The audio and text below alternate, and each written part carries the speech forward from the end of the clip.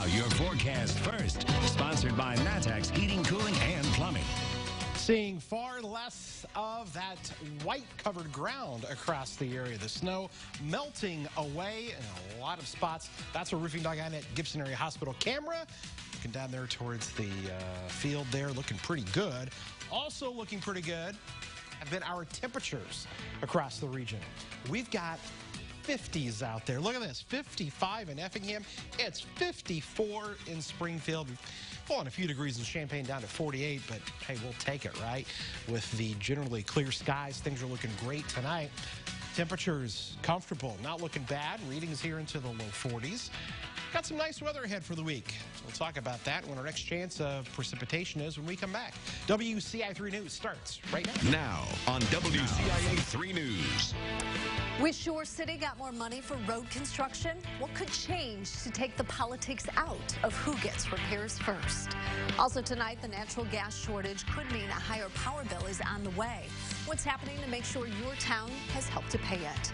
And health departments are working around the clock, but there are vaccine shortages and delays. What that means if you're trying to reschedule appointments. You're watching your local news leader. This is WCIA 3 News at 5. Interstates, highways, and back roads into Illinois need repairs, but a few politicians in Springfield want to change the way the state prioritizes those projects. Their idea could mean your community is at the front of the line. WCIA 3's Cole Hankey live in Springfield. So Cole, explain how all of this would work.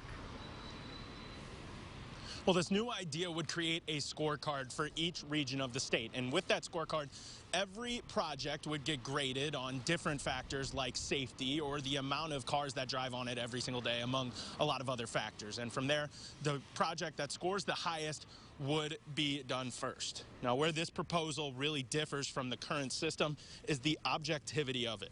Senator Ram Villavalam and Representative Cam Buckner both believe this will take out the political bargaining that can come with moving certain projects up that line. But the supporters of the equity-centered bill don't believe their new formula will skew towards only helping areas with the most people. What this does is put in data-driven, transparent performance measures that are really tailored to the local geography and that are formed with input from those residents that live there. I spoke with the Macon County Highway Commission today about the idea, and they said they use a similar score sheet method for determining which project they do first, but they don't have that same equity-based factor that this new one would have. But coming up later tonight, we will also hear more from the Macon County Highway Commission about what it's like to work on other projects around the county when such big glaring ones like I-72 repairs are just sitting there when they are not able to work on them because it's under IDOT's jurisdiction. Jennifer. All right, Cole, thank you so much. More money news. The severe cold snap in Texas could cost small towns in Illinois big money on natural gas. Now the state is stepping in with low-interest loans to help them pay those higher gas bills. Our Capitol Bureau Chief, Mark Maxwell, live in Springfield.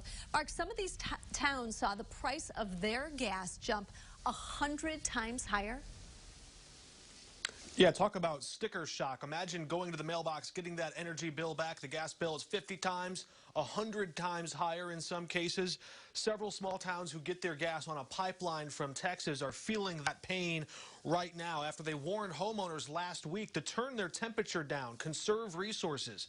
Many people did, but that's because those wellheads froze in Texas during that cold snap and limited how much gas Panhandle Pipeline could draw out of the ground and send to their customers.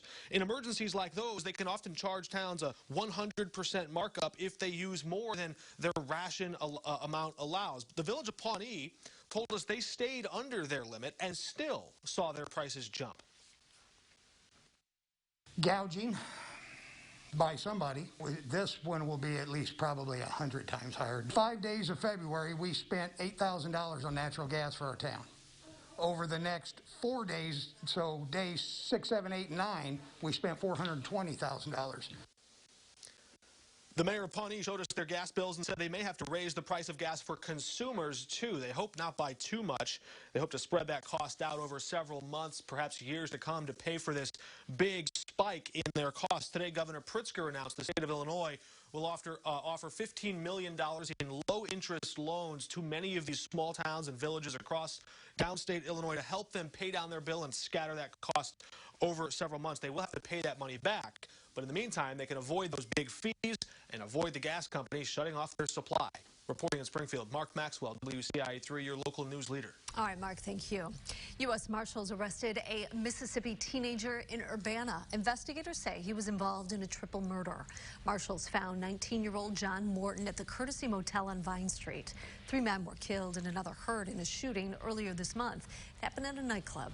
Another person was already arrested and charged with the murders. A man is accused of stabbing a woman in a fight. It happened on Saturday at St. Clair and Adams Streets in Altamont. Police say there was a fight between 2 groups. A 27-year-old woman was stabbed. Her sister was punched in the face. Both are expected to be okay. Investigators say Blake Miller is charged with attempted murder, Christina Anderson with battery, and Jesse Fisher is facing drug charges. Tonight, we are hearing straight from a woman who says she was held hostage by her ex-boyfriend. Lamont Jackson has been charged with aggravated domestic battery and attempted murder. Madison Harper didn't want to show her face on camera because of her injuries. She told us she and Jackson broke up 2 years ago. He asked to see her 2 weeks ago. She said no. Hours later, he broke into her Champaign house. He abused me. He only hit me with his hands a few times. I got the life beating out of me with his gun. He broke my cheekbone. He got two spots on my head, and he shattered both the bones in my leg. And that was from him shooting her in the leg. Jackson eventually fell asleep, and Harper texted a friend who called 911. Tonight at 6, you're going to hear more about what happened and how she's doing now. A nursing home worker is accused of using a resident's credit card after they died. Police say the victim lived at Fair Havens in Decatur. Detectives say Velma Copeland used the card for about a week at several stores like gas stations and Walmart. Investigators say the family found out after they saw $1,700 charged to her account. Here's a look at today's COVID numbers statewide. The positivity rate continues its slow drop. It is now at 3%. There are more than 1,600 new cases. 27 more people have died. When it comes to vaccination rates, 43,000 more people have gotten the shot. The 7-day rolling average is nearly 56,000. More than 2.2 million doses have been given out. Now, some health departments in central Illinois are expecting smaller shipments of vaccines. It's because of the shortage in the federal supply and winter storms causing delays. WCIA 3's Jared Farmer is live in our newsroom now. And Jared, is this an issue for people trying to get those appointments and reschedule? Yes, Jennifer, and some people may have missed their shots during the winter weather that we experienced last week, but Champaign County health officials are saying they don't want people to panic. If you're waiting for your second dose, you have about 6 weeks to reschedule without it losing its effectiveness. Public health officials tell me if you missed out on your first dose, you may have to wait a little bit longer for that. They're saying this is because many clinics right now have a limited supply of first doses, and they're expecting for a few weeks to continue getting smaller shipments. That being said, if you still need to reschedule, it does not mean losing your place in line. People who were in the priority group, you know, the people with underlying health conditions, or the 65 and older, or the educators, or the factory workers, all of them are in the priority grouping right now.